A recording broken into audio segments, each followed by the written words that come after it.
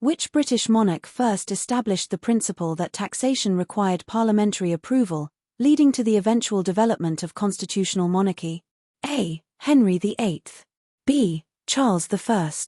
C. Edward III. D. James II. Answer: C. Edward III, during the 14th century, acknowledged that taxation needed the consent of Parliament. This principle laid the foundation for parliamentary power over finance. Later conflicts, especially under Charles I, revolved around this same issue, but the root of constitutional monarchy traces to Edward III's precedent. The Reform Act of 1832 is often considered a turning point in British democracy because it A. allowed all women the right to vote. B. expanded voting rights to more middle-class men. C. abolished the monarchy's veto power. D. introduced proportional representation. Answer: B. The 1832 Reform Act expanded voting rights to property-owning middle-class men and redistributed parliamentary seats.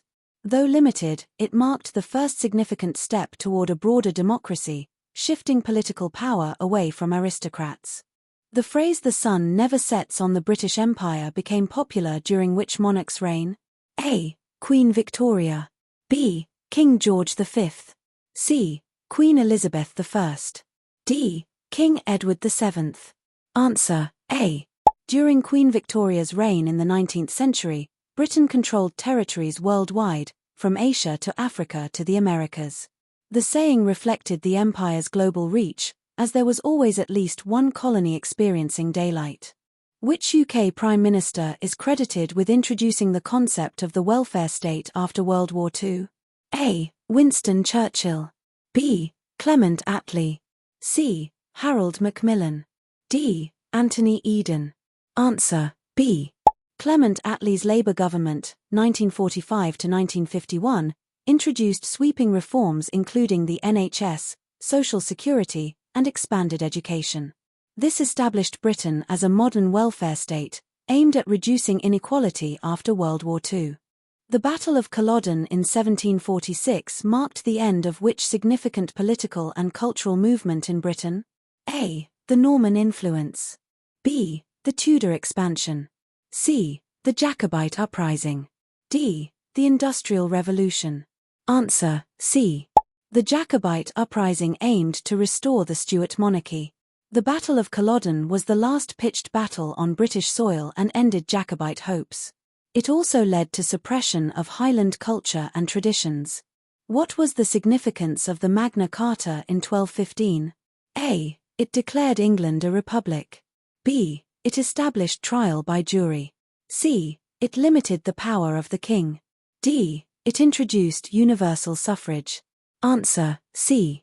The Magna Carta forced King John to accept limits on royal authority. Though initially benefiting barons, it laid the groundwork for principles like rule of law and accountability of rulers, inspiring future democratic developments. Which UK city became the world's first industrialised city during the Industrial Revolution? A. Birmingham. B. Manchester. C. Liverpool. D. Glasgow. Answer: B. Manchester earned the title Cottonopolis due to its textile industry dominance. It symbolized the rapid industrialization of Britain in the 18th and 19th centuries, with factories, canals, and railways transforming urban life. In the context of the UK Parliament, what is the Hansard? A. The official record of debates. B. The seating arrangement in the House of Commons. C. A ceremonial mace used in Parliament. D. The parliamentary security system. Answer: A. Hansard is the official transcript of all debates in Parliament. It ensures transparency and accountability, allowing the public to see what MPs and Lords discuss and decide. The Beveridge Report of 1942 identified 5 giant evils that post-war Britain needed to address. Which of the following was not one of them? A. Squalor. B. Ignorance. C. Idleness. D. Corruption. Answer: D. The 5 evils were want, disease, ignorance, squalor, and idleness. These inspired social reforms like the NHS and welfare programs.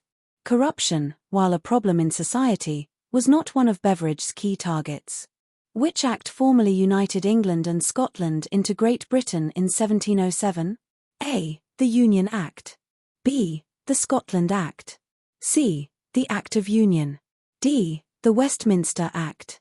Answer: C. The Act of Union 1707 merged England and Scotland into one kingdom, Great Britain. This was partly motivated by economic concerns and political stability, forming the basis of today's United Kingdom. Who was the first female Prime Minister of the United Kingdom? A. Theresa May. B. Margaret Thatcher. C. Barbara Castle. D. Betty Boothroyd. Answer: B.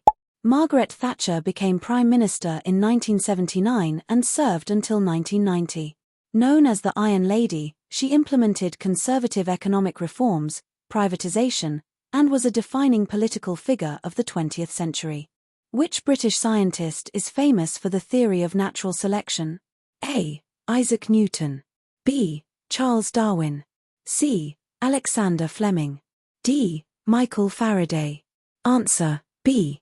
Charles Darwin, in On the Origin of Species, 1859, proposed the theory of natural selection, revolutionizing biology and influencing global science and philosophy. Which British king was forced to abdicate in 1936, leading to the accession of George VI? A. Edward VII. B. Edward VIII. C. George V. D. William IV. Answer: B. Edward VIII abdicated in 1936 because of his intention to marry Wallis Simpson, an American divorcee, which was opposed by the church and government. His brother became King George VI.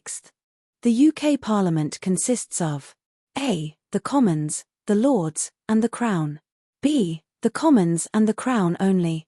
C. The Lords and the Judiciary only. D. The Prime Minister and Cabinet. Answer: A. Parliament includes the House of Commons, House of Lords, and the monarch.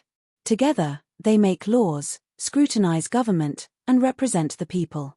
The Good Friday Agreement of 1998 was a peace settlement primarily concerning A. Scotland's independence.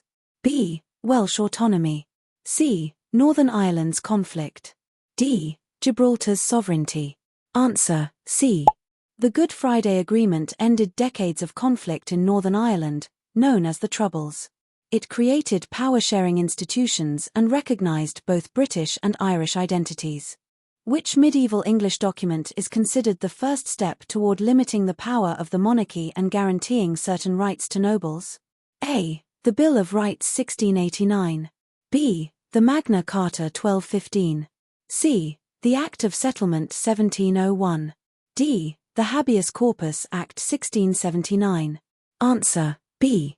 The Magna Carta, signed in 1215, is a foundational legal document in England's history. It restricted the monarch's authority and established principles such as due process and equality before the law. While later acts built upon these rights, Magna Carta is recognized as the cornerstone of constitutional governance. Which of the following battles marked the end of the Wars of the Roses and the beginning of the Tudor dynasty? A. Battle of Agincourt. B. Battle of Bosworth Field. C. Battle of Hastings. D. Battle of Bannockburn. Answer: B. The Battle of Bosworth Field in 1485 ended the Wars of the Roses between the houses of Lancaster and York. Henry Tudor defeated King Richard III, establishing the Tudor dynasty. This event was pivotal in shaping the monarchy and the political stability of England. The Scottish Enlightenment of the 18th century contributed significantly to modern thought. Which of these figures was a leading philosopher of that era?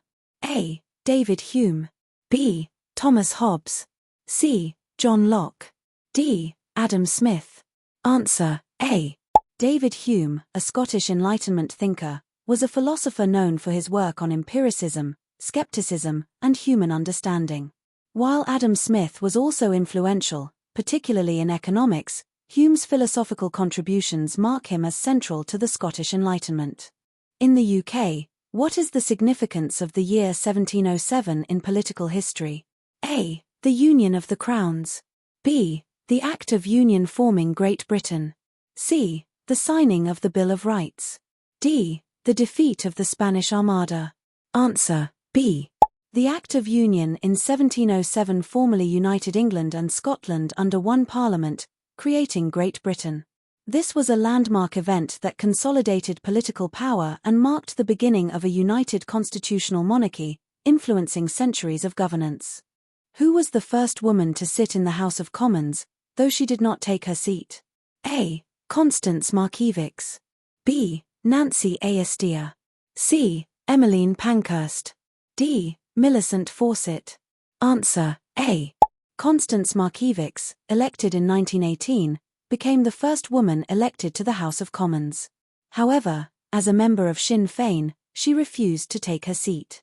Nancy Astor was the first woman to actually take her seat in 1919. This distinction is important in women's political history. Which legal case in 1612 highlighted religious tensions by convicting and executing several women accused of witchcraft in Lancashire? A. The Salem Trials. B. The Pendle Trials.